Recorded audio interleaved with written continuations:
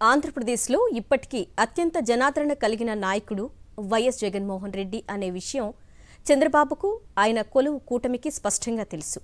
మొన్నటి ఎన్నికల ఫలితాలను ఎంత శాతం మేరకు ట్యాంపరింగ్ చేశారన్న రహస్యం కూడా వారికి మాత్రమే తెలుసు.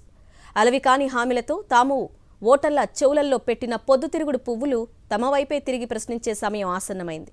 ఆ దృష్టిని మళ్లించాలి. జనంలో జగన్కున్న ప్రతిష్టను తగ్గించాలి. ఇది వారి తక్షణ కర్తవ్యం.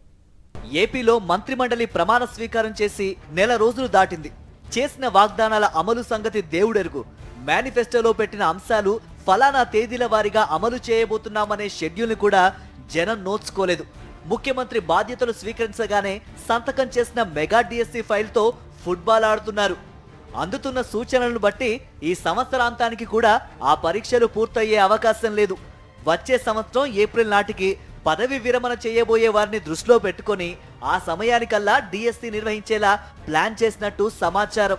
ఈ విద్యా సంవత్సరానికే భర్తీ అయ్యే విధంగా వైఎస్ జగన్ ప్రభుత్వం 6100 పోస్టులతో ప్రకటించిన డిఎస్సిని చాప చుట్టేసి వచ్చే సంవత్సరం ఖాళీ అయ్యే పోస్టులను కూడా కలిపి దానికి మెగా డిఎస్సి అనే ముద్ర వేసి వచ్చే సంవత్సరమే భర్తీ చేయబోతున్నారన్నమాట.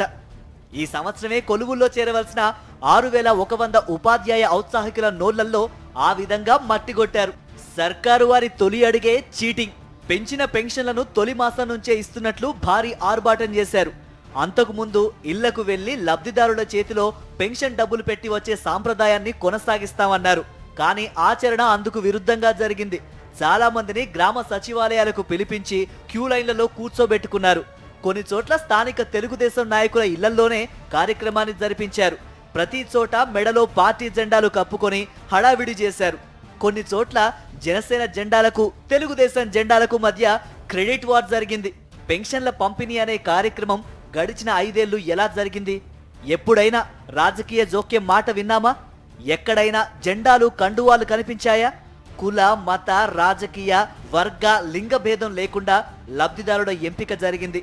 1వ తేదీ సూర్యోదయం వేళకే ప్రతి ఇంటి గుమ్మానికి వాలంటీర్లు చేరుకొని పెన్షన్ సొమ్ములు అందజేసేవారు. ఎక్కడా రాజకీయం లేదు. కేవలం ప్రభుత్వ కార్యక్రమంగానే జరిగింది. లబ్ధిదారుల ఎంపికలో గాని పెన్షన్ల పంపిణీలో గాని వైఎస్ఆర్సీపీ కార్యకర్తలు జోక్యం చేసుకోలేదు. నిజమైన ప్రజాస్వామ్య స్ఫూర్తి అంటే ఇదే కదా. ప్రభుత్వాలు పనిచేయవలసిన తీరు ఇదే కదా. కొత్త సర్కారు వారి తొలి మాసం నిర్వాకంలోనే రాజకీయం గజ్జలు కట్టుకొని దూకింది.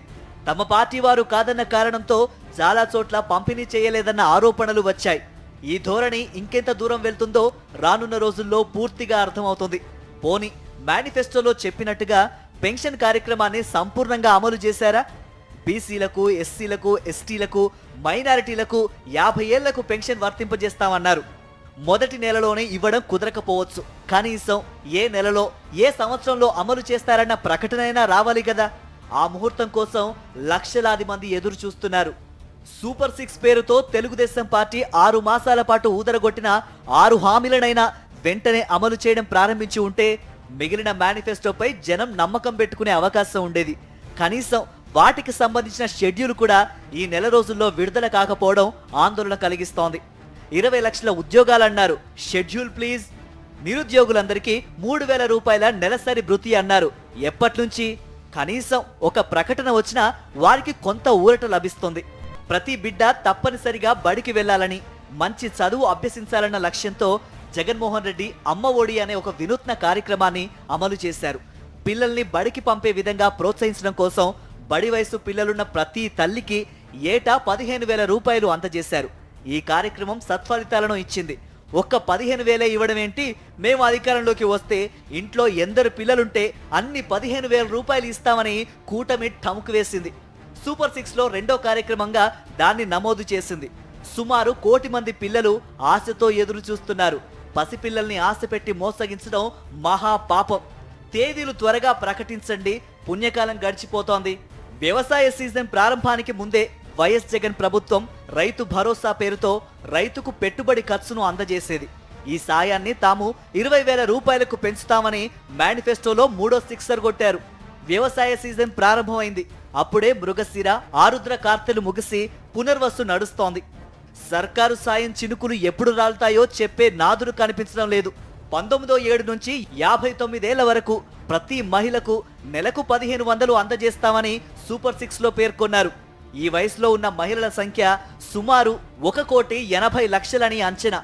వచ్చే నెల శ్రావణ మాసం శుభదినాలు. ఆడపడుచులు ఆశతో ఎదురు చూస్తున్నారు.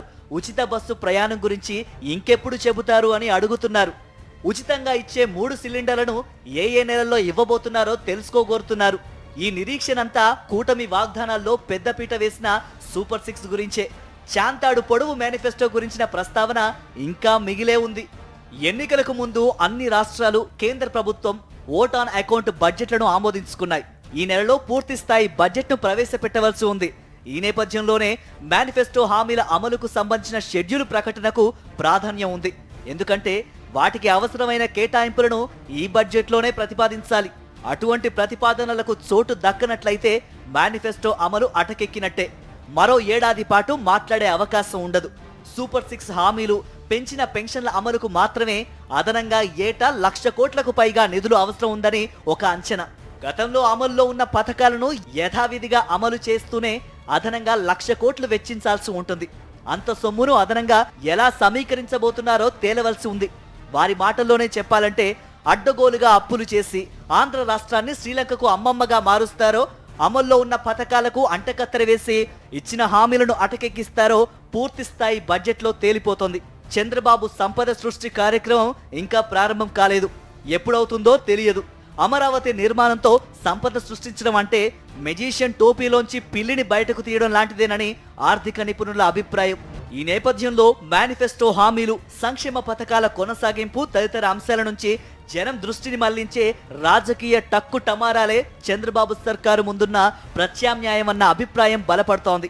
అందువల్లనే రెడ్ బుక్ ఎజెండాగానే గడిచిన నెల రోజుల పరిపాలన సాగింది. రాజకీయ ప్రత్యర్థులపై 1000కి పైగా దాడులు, విధ్వంసాలు ఈ స్వల్పకాలంలో జరిగాయి. అనేక మందిపై కేసులు పెట్టారు. మేనిఫెస్టో అమలు గురించి అడిగే సాహసం ఎవ్వరూ చేయకూడదు. అందుకోసమని రెడ్ బుక్ టెర్రర్ను అమలు చేస్తున్నారు. సాక్షాత్తు మాజీ ముఖ్యమంత్రి వైఎస్ జగన్మోహన్ రెడ్డిని ముద్దాయిగా చేరుస్తూ ఓ దిక్కుమాలిన కేసు కూడా నమోదు చేశారు. 3 ఏళ్ల కింద సుప్రీంకోర్టు కొట్టివేసిన కేసును మళ్లీ నమోదు చేసి మాజీ ముఖ్యమంత్రిని, 2 IPS అధికారులను, ఒక ప్రభుత్వ డాక్టర్ను ముద్దాయిలుగా చేర్చడం ఎంత టెంపరితనమో అర్థం చేసుకోవచ్చు. నిన్నటిదాకా ముఖ్యమంత్రిగా వ్యవహరించిన వ్యక్తిపైనే కేసు పెడితే ప్రశ్నించే గొంతులు వణికిపోతాయని సర్కారు పెద్దలు భావిస్తే అంతకన్నా అవివేకం ఉండదు. మేనిఫెస్టో హామీలు, సూపర్ 6 వాగ్దానాలు బడ్జెట్ పరీక్షను పాస్ కావాల్సిందే. లేకపోతే నిలదీసే గలాలు వేలల్లో, లక్షల్లో ఉండవు. కోట్ల గొంతుకలు విచ్చుకుంటాయి.